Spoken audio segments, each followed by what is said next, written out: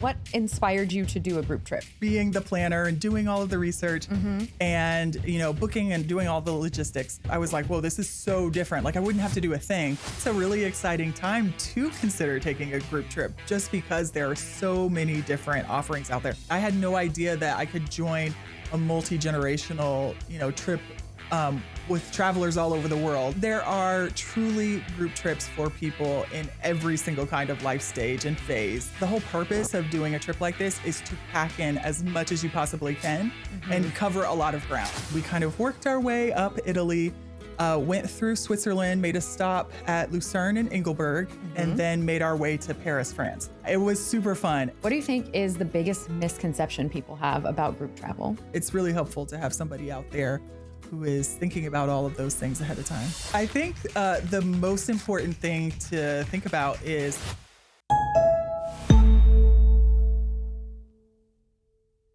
Welcome to Traveling with AAA. I am your host, Angie Orth, and today I am joined by award-winning travel journalist Sheikha Sanahuri, who recently took her family on a Trafalgar group trip through Europe. She's here to share everything you need to know about group travel. We're exploring the benefits, the misconceptions of group travel, who thrives on group trips, and how to personalize your experience when you're traveling with others. Hi, Sheika. How are you? Hi, I'm doing so well. I'm so happy to be here. Oh my gosh, thank you for coming. This is going to be a very fun conversation because I have a lot of group trip stories. Oh boy. And I'm sure that you do too. So tell us about the trip you just went on with your family. Let's start there. Yes. So as you mentioned, I went on a Trafalgar trip. It was called the European Wonderland Tour. Oh, fun. Yeah, it was super fun. And we started in Rome, Italy, and we kind of worked our way up Italy, went through Switzerland, made a stop at Lucerne and Engelberg, and then made our way to Paris, France. So we covered a lot That's of a lot ground. of ground. How long Yes. was the trip? I believe it was 9 days long. Okay. So yes, we were constantly on the go, which is kind of one of the things that happens a lot of times with these group trips is that they're trying to cover a lot of ground. But it was so much fun. And you've done a lot of solo travels. So what inspired you to do a group trip? I travel a lot with my family. That's kind of primarily what I do. And with those trips, I'm the planner. And I take a lot of joy in, in being the planner and doing all of the research and, booking and doing all the logistics.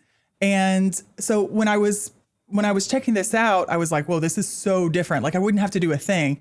And I actually like doing the research and learning about a place and, kind of figuring out where to go and what to do and all of those sorts of things. And this felt so outside of my comfort zone that I said, you know what? I travel to get out of my comfort zone, right? So let's try to do something that's even, a different style of travel and see how it goes. I'm right there with you. Like, I like to know what we're doing every day and to plan it. But how much of a vacation is that for the planner? When you're the one coordinating the schedule every day and, okay, everyone, we have to wake up at 7 o'clock and then we have to leave the house at 7:30. Like, that's not exactly a vacation, even if you thrive, even if you're good at it, like obviously we are. Right. It's not a mental vacation for you. So did you feel like the group trip gave you a different mental perspective on traveling? Yes, absolutely. And I think every day I woke up, to our itinerary for the day. All right, everybody, breakfast at 7 and then, onto the bus at 8 and, then we're going to go here and do this. And I thought to myself, oh, so this is how everybody else feels on a trip that I plan. This is why everyone else likes vacations with you. Exactly. Because you do it all. This is a new thing. And so it was really revealing in that way, but also it was so nice to just have somebody else taking care of anything. I didn't have to worry about, visas or anything like that. Somebody else was doing it for me. And that part was really nice. That's huge because there's nothing worse than getting to a destination and you think you're all buckled up. And then they're like, by the way, you need a visa. You're like, hey, everybody, we've got a hiccup. Right. So it's nice when somebody else can be the expert on that and you don't have to figure it out. Exactly. Yeah. So for listeners who maybe have never been on a group trip, paint a picture of what a typical day is like. Yeah. So they are jammed packed days. Like I said, most days we were having breakfast in the hotel at 7 a.m. And by 7:45, 8 o'clock, we were boarding our bus and going to our first activity, going to go see something. And it was, every single day. And so I think, as you get halfway into the trip on your, fourth day, fifth day, it can start to feel like, wow, you can start to get a little bit tired. Yeah. Unless you're just one of those like endless energy people, which power to you, right? Not that girl. Yeah. No. So the whole purpose of doing a trip like this is to pack in as much as you possibly can and cover a lot of ground. And so if you can mentally get into the space where you're like, yeah, I just want to tackle Europe, or, I want to see and do as much as I possibly can, then this would make a lot of sense. So I'm guessing when your days are that jam-packed, there's not a lot of flexibility. Is that right? You kind of do the whole itinerary. Everyone does it together.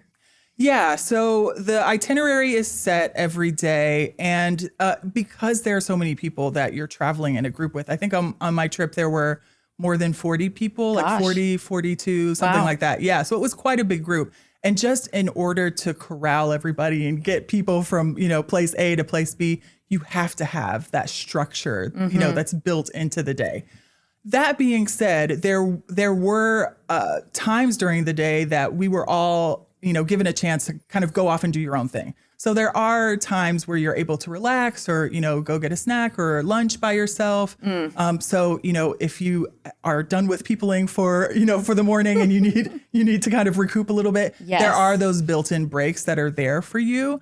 And I also have a really a cool story from my trip as well when I needed a little bit more time. So about halfway, before we went on the trip, I severely sprained my ankle.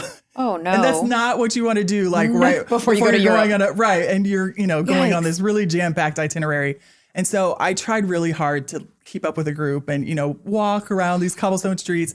And I think I did pretty well, but a couple of days in, I was like, I really need to give my ankle a rest. And so I just told my tour guide, I was like, hey, my son is tired because he's 9 and I'm, we're gallivanting all over the place.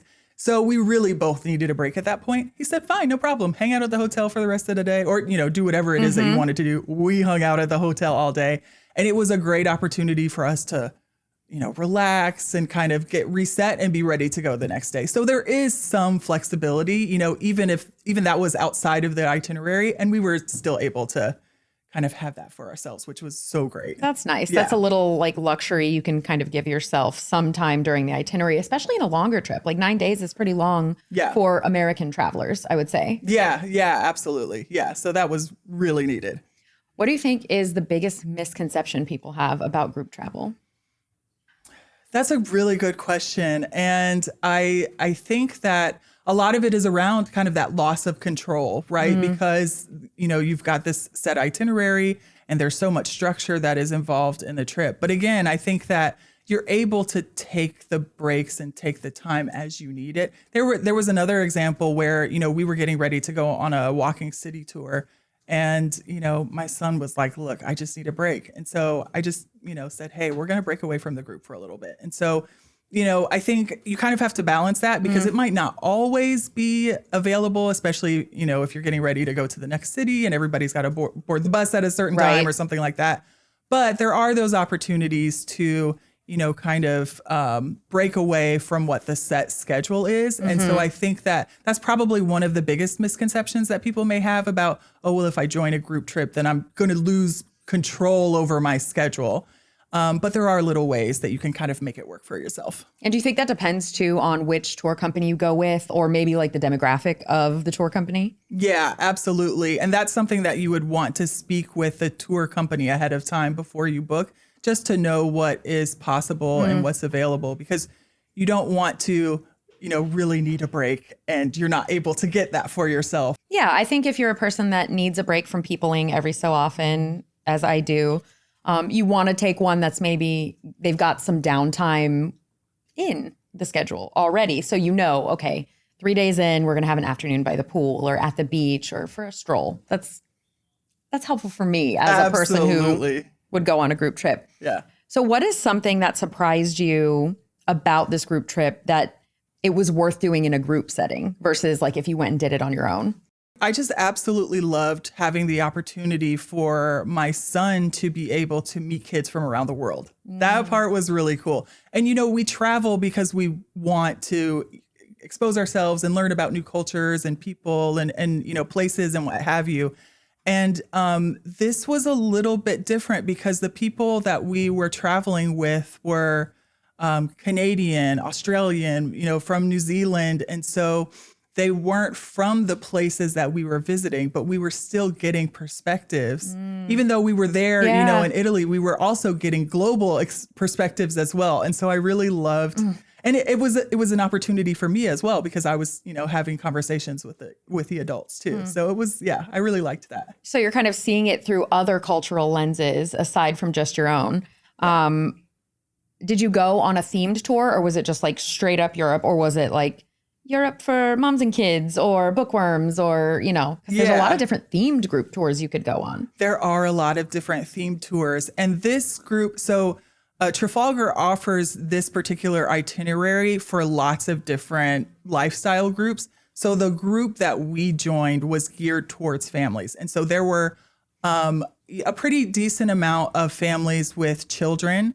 And then there were also large multi-generational families where a lot of the family members were adults or teenagers or a little bit, older, but they, wanted to experience Europe together. There's something to be said, as someone who has done group travel and family travel that I plan or whatever, something to be said about everybody just hopping on and doing the thing, and you've got the itinerary and there's no arguing. Nobody gets to say, I don't want to do that today. You're just doing the thing. And that kind of probably takes some of the family conflict out, especially in multi-gen travel, which it can be so fun. But also, if everybody's got an opinion on the day, no one does anything that day. It's you can't please everybody, you right? You absolutely cannot. Yeah. And the nice thing about taking a group trip like this is that, it's whoever in the family would normally plan those big family adventures or family trips, they're not taking the blame for, when somebody's dissatisfied or upset or what have you. Blame it on the tour guide. Oh, I'm so sorry. The tour guide said, that we're going to this place today. I know you didn't want to do it, but this is what's on the itinerary. So, See, I like that because it removes the blame from the planner. Yeah. I like that a lot. This makes me want to take my whole family on a group trip. and then they can talk to the tour guide and not me. Right. And you deal with it. It's not my problem. I'm not planning this one. This is your customer. Enjoy the customer service. See, that would be so nice. Yeah. I'm kind of getting sold on this for my big family. Nice. When people see the term all-inclusive or packages advertised, what typically is included, and then what should people budget extra for? Yeah, so I think that this is one of those areas where you really want to, read the fine print, because every company is going to do it a little bit differently in terms of what they're including in their package and what they're not. And so for the trip that I did, I think they say on the website, most meals included, for example. And so that means that a lot of times, breakfast and dinner was included. And there were some lunches that were, but then there were some where we were on our own as well. When is it worth splurging on upgrades like better hotel rooms or private transfers or optional excursions? Did you have the chance to do any of that? Yeah, there was one excursion that you could tag on to the end of the trip where, there was an option to go to London after visiting Paris. But the hotels and meals and all of that, there wasn't an option for us to upgrade. I think that there are, different levels of a very similar tour that you could book, but that would be something that you would book up front, not, once you are already on the trip or, what have you. So I think the most important thing to think about is how do you like to travel? What is your, comfort level that you need? What's going to bring you the most joy when you're on your vacation, right? And so if you, especially because these group trips are so jam-packed with activities and things that you're doing, if it is going to make you feel so much more comfortable and so much better to come home to like a very nice hotel room, then absolutely splurge on it. But if, that's not something that you care about, as long as you have a bed to sleep in, because, some people are like, as long as I have a bed to sleep in, then I'm fine. Yeah. Then, maybe it's not necessary. How does group travel help solve some of the common challenges if you're traveling multi-generationally? So say with aging parents and younger kids. Yeah. So one of the great things about joining a group trip that is geared towards families is that the tour guide and the tour company is used to accommodating people of all ages. And especially because we're finding more and more multi-generational families are traveling together and trying to, make those memories abroad and get these really unique experiences together as a family. And so I feel like a lot of tour companies have done a really good job of figuring out how to accommodate people of all ages on a group trip like this. And I saw that with the trip that my son and I took. We had people of all ages and all, and with very different accessibility needs. And the guide did a really great job of, making sure that our pace, for example, when we were taking a walking tour or something like that, that we were always pacing to the slowest person in the group or to the person who needed, a little bit more time. And I really appreciated the level of care that they were able to show in that way.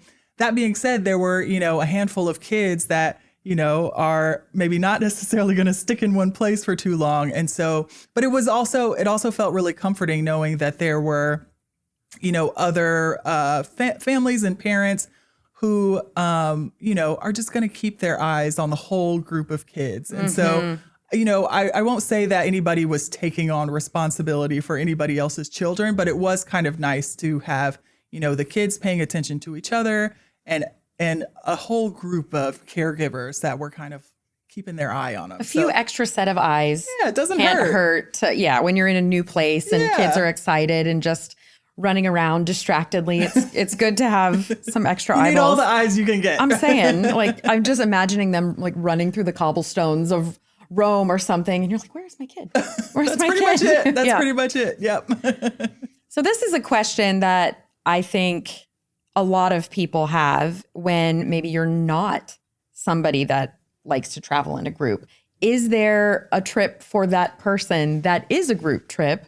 And are there specific types of people that you're like, you know what, just don't go on a group trip? It's not for you.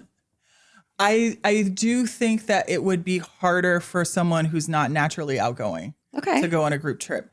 If you are someone who, is maybe a little bit more introverted, it could be a little bit harder to grow into the dynamic of being around, a large group of people who maybe you didn't know when you showed up.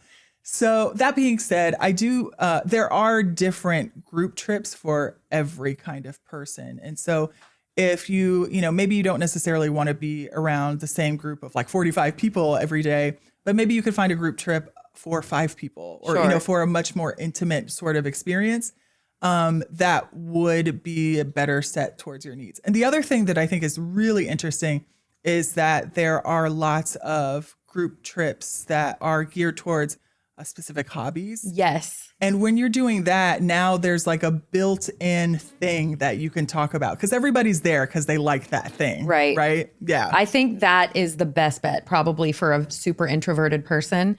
Go on that Jane Austen tour. Oh my gosh. With your Austenite friends, and it works out. It's a whole different thing than just sort of random group of random people with random ideas and hobbies. Just find your niche, your little affinity group, and you're instantly all on the same page. And now you're making friends with other people who love Jane Austen, right? So yeah, that's the way to go. Yes. Yeah. That is the group trip I want to go on next. So I'll have to write that down.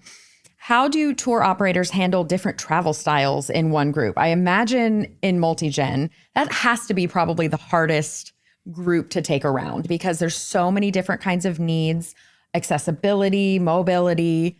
Kids don't have huge attention spans. I mean, neither do I. But, how do they handle that? How do they know what to do? Yeah, I think the tour guide who books the multi-generational group trip, they're at the super experience level, right? You don't put the beginner tour guide on that sort of trip because there are so many different needs.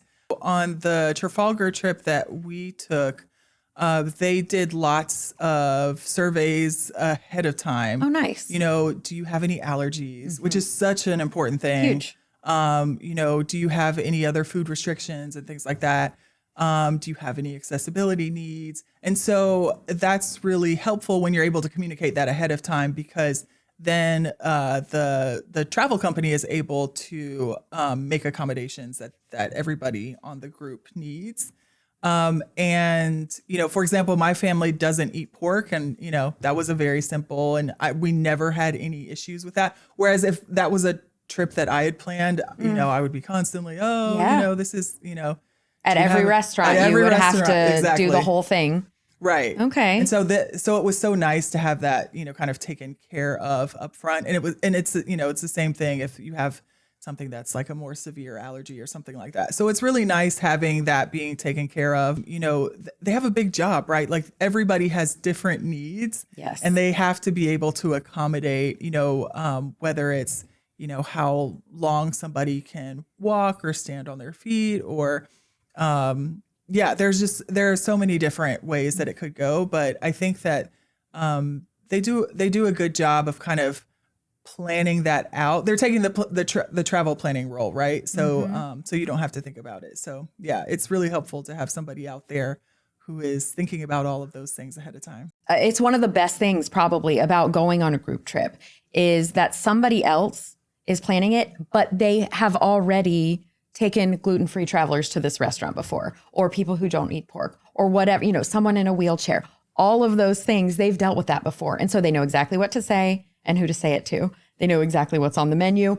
And you're not figuring that out in real time, which has its perks, that there is value in that. But if you want to see a lot of things and do a lot of things and do it with your family, then just taking whatever you can off your plate, just removing the decision fatigue. And yes, I mean, if you planned a 9-day trip on your own for, let's say, 8 people from ages 8 to 80, the decisions you have to think of every single day. I mean, in my own family, it's, okay, mom doesn't eat gluten and my sister wants this and my brother only wants sugar. So what kind of restaurant is that? And then to do that every single day, it's such a kind of a luxury to be able to go and have somebody else think of those things that are really important, not just, what are we going to do today? But where can I go in Rome and get gluten-free pasta? Yeah. Oh man. Yeah. Right? Yeah. And that's the beauty of these kinds of companies is because they have these relationships with certain restaurants and other,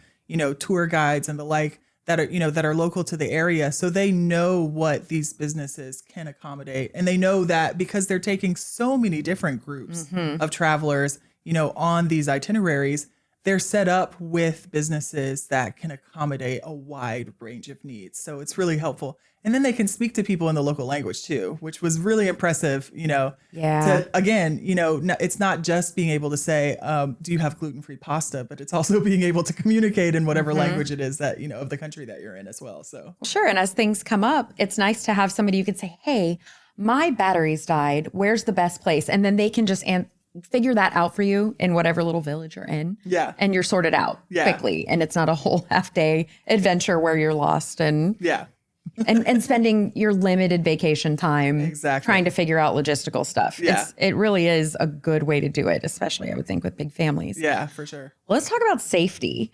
because I think back to when I did my trip around the world. I was just planning going by myself. It was a solo trip, but there were a couple of destinations that I decided to do group trips for safety. Literally, that was my main reason. And then all the other benefits came with it of someone that can help you figure things out and navigate and plan all the tours. But Egypt is one that comes to mind. I did a 2-week trip in Egypt with a group, and it was the best. Everybody on my trip was the best. The itinerary was insane. Oh, wow. I mean, I saw the sun rise and the sunset every day.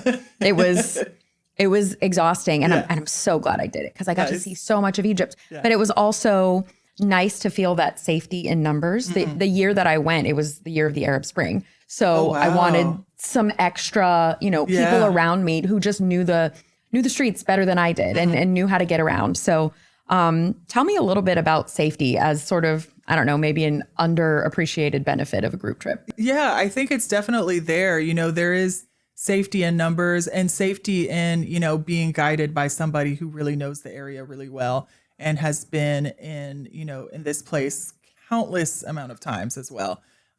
So that is definitely a benefit. I will say, as someone who at least likes to think that I'm blending in, when I'm abroad or something like that. It's really impossible to do that when you're on a big trip because a lot of times you've got the big, audio gear so you can listen to your tour guide and it's branded and that sort of thing. Got and a big yellow lanyard. Yeah, everybody's wearing the big lanyard and, you're going to stick out as a group. It's very obvious that you are tourists. What are the specific questions people should ask before booking a tour? Because there's so many different ones and everybody has different needs. What should people ask about? Definitely ask about what's included in the trip and what's not included.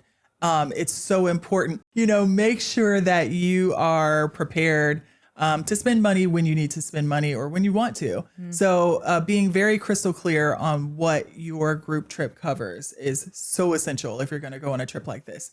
I think it's also really important to get a good feel for how much flexibility your particular group trip allows. And especially because if you know that you prefer to travel in a certain style, am I going to be able to take a morning off if I need a morning off or something like that? Having a clear picture of essentially what you're getting into before you join the trip is really going to make or break whether you have a good experience on that group trip or not. Truly. If you know what to expect and those expectations are met, then great. If you don't, then you're probably going to spend a lot of your precious vacation energy worried about things that you wouldn't have had to if you were a little more prepared. Yeah, absolutely. Yeah. And there are so many different kinds of trips you can take. So many kinds of tours, tour guides, tour themes, itineraries. There's a lot. There's a lot. And I think it's a really exciting time to consider taking a group trip just because there are so many different offerings out there. Before I took this trip with my son, I had no idea that they were multi-generational. And maybe that was a little bit naive of me, but I had no idea that I could join a multi-generational, trip with travelers all over the world. And we could, go to a few locations together. So, and there are so many more, there are all kinds of, really fun, exciting group trips. And they're not all geared. I think most people know about the group trips that are geared towards, younger folks, maybe they're in college or just out of college and exploring and having a good time. Those are amazing. I'm not going on that trip. Right. I'm not going on that trip. A little past that, that life stage. But there are truly group trips for people in every single kind of life stage and phase. Yeah. And so it's really exciting to be able to explore what's out there. Yeah, well, just searching and because you're still doing research. You have to find, even if you're us and you like the research phase, you still have to find the right tour group for you and your family and your various needs. Yes. So you're still doing research. There's still some research involved. Okay. Yes. Well, and not planning every single thing day to day down to restaurants and times. You have more time to read books and watch movies and do all that kind of fun prep that I never get to do. I want to read a book from a local author and I want to do that kind of stuff. But if you're the one planning, you might not get to do all those more fun things. So it's interesting to keep in mind. Okay, so based on your experience, what destinations or types of trips do you think work especially well for the group travel format? Yeah, that feels like an impossible question, to be honest, because there's so many different ways that you could do it. I think a lot of group trips are, really centered on let's see how much we can accomplish in this limited amount of time. And so there's a lot of movement and you're constantly on the go. But I think it would be really interesting to explore a trip where, maybe you're based in one place for a week and, just taking a really deep dive in that particular place because, it's known for whatever it is. I think there are lots of different ways to do it that could be really exciting. If this conversation has sparked your curiosity about group travel, then be sure to catch the next episode. Sheika joins us again to share her 5 tips for first-time group travelers.